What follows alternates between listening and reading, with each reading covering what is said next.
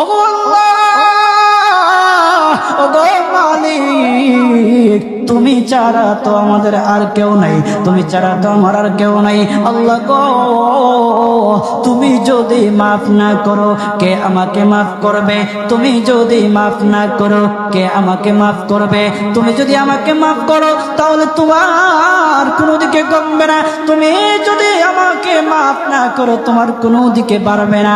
আল্লাহ গো, তুমি আমাকে মাফ করে দাও। সারাটা জীবন অন্যায় কাজ করেছি, সারাটা জীবন নাফরমানি করেছি, আমার কাছে কালেমার দাওয়াত কম আসে নাই, আমার কাছে কালেমার দাওয়াত কম আসে নাই, আমাকে লোকেরা কম বোঝায় নাই।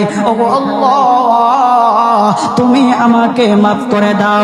মাফ না করলে কোথায় যাব, কার কাছে যাব?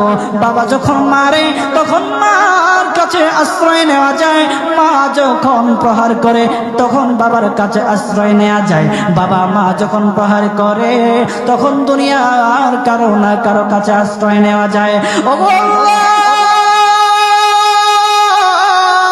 ওগো মালিক, তুমি যদি আমাকে মারো, তুমি যদি আমাকে আযাব দাও, ওগো আল্লাহ, কার কাছে যাব, কার কাছে গিয়া মাফ চাইবো?